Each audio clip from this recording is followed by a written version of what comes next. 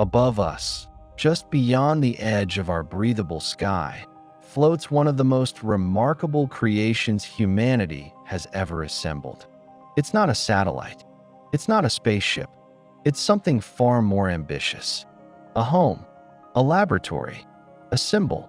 For more than 20 years, the International Space Station, the ISS, has circled our planet every 90 minutes, silently working in the darkness and light of low Earth orbit. At 5 miles per second, it orbits through dawn and dusk 16 times a day. On board, astronauts from across the globe live, work, and gaze down at the pale blue they left behind. It's the largest structure ever built in space, a complex ballet of engineering, diplomacy, and human endurance. A place where Japanese modules connect with Russian power cores, where American astronauts and European scientists share meals in microgravity, and where the future of space exploration has slowly, steadily been written. But that future is shifting. As the ISS ages, new questions emerge. How much longer can it stay aloft? Who will inherit its legacy?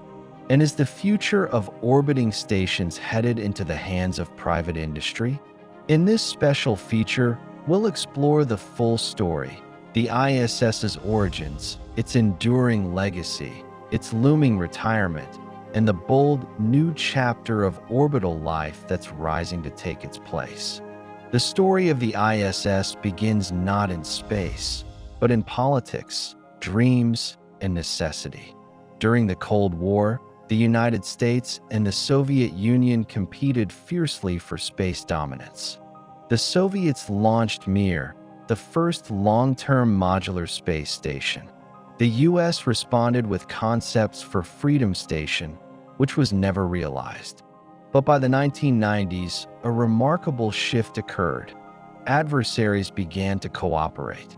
With the Cold War thawing, space agencies around the world came together to do something unprecedented: build a space station that would belong to everyone. Construction began in 1998 with the launch of Zarya, a Russian module built with American funding. Over the next decade, space shuttles and Soyuz rockets delivered one piece after another. Nodes, labs, trusses, solar arrays, all assembled in orbit like a cosmic Lego set.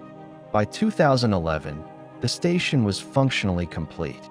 But construction never really ended. It evolved. The station has expanded and adapted through constant upgrades and the arrival of new technologies.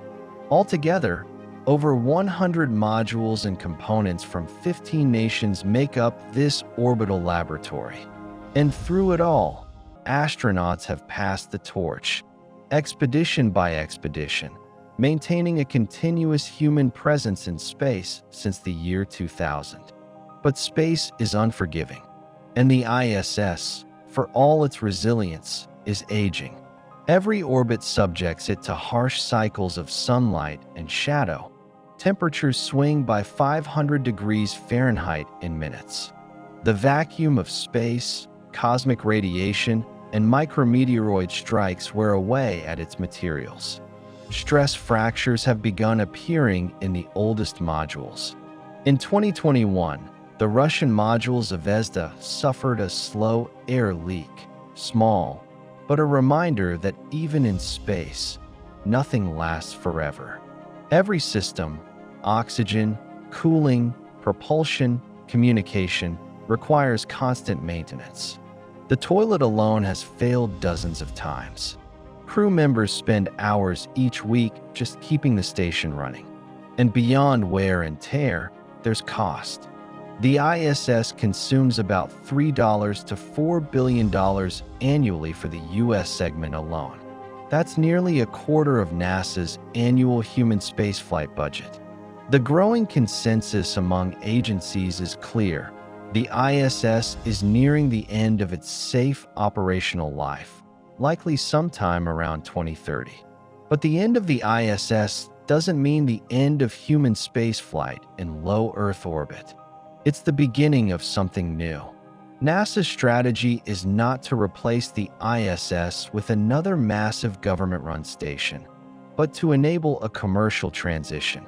Just as NASA now pays private companies, like SpaceX and Boeing, to ferry astronauts to the ISS, it wants to buy time and services aboard private space stations, while focusing its own resources on deeper goals: the Moon, Mars, and beyond.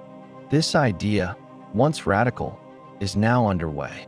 Through its Commercial Low Earth Orbit Destinations (CLD) program, NASA is funding several companies to design, build, and eventually operate their own stations.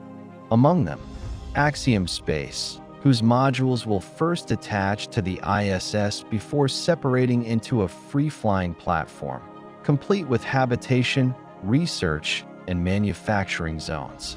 Blue Origin, teaming up with Sierra Space to create Orbital Reef, described as a mixed-use business park in orbit. Northrop Grumman, proposing a modular research station based on its Cygnus spacecraft heritage. These platforms won't just serve astronauts. They'll host tourists, private researchers, startups, and film crews. They'll be leaner, more flexible, and designed from the start for sustainability and profit. NASA envisions a thriving orbital economy, one it helps jumpstart, then steps back from. Even in its twilight years, the ISS remains indispensable. The science conducted on board is more than theoretical. It's shaping real-world solutions, from cancer treatments to water purification systems to improved prosthetics.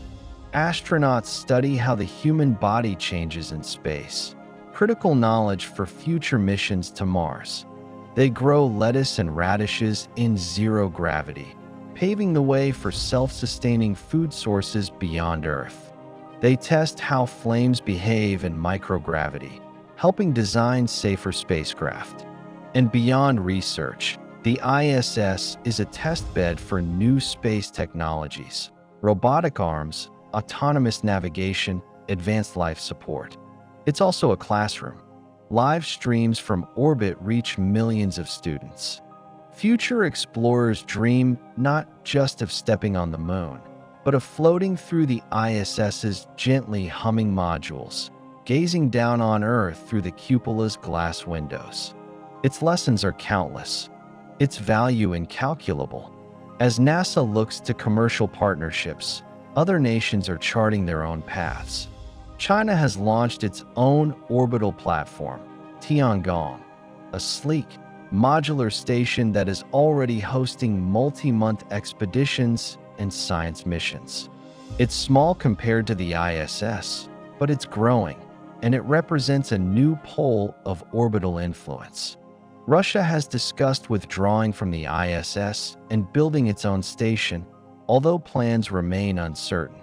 India, the United Arab Emirates, and Saudi Arabia have all announced future human spaceflight ambitions. Space, once a domain of superpowers, is now multipolar. And the ISS, once the only game in town, is becoming one of many. That's not a failure. It's evolution. The ISS paved the way. Now, others will follow and build. The ISS will not be abandoned. When the time comes, perhaps around 2030, it will be deorbited carefully, its final descent choreographed to fall harmlessly into the remote waters of the South Pacific, near Point Nemo, where old satellites go to rest. But its legacy? That will remain. In its pressurized halls, we learned how to live in space, not just survive. We mastered long-duration missions. We tested technologies that will one day protect us on Mars. We proved that international cooperation can thrive above the clouds. And perhaps most importantly, we proved something to ourselves. That space is not just a frontier, it is a realm we belong to. The ISS was humanity's first true home in space. It won't be the last.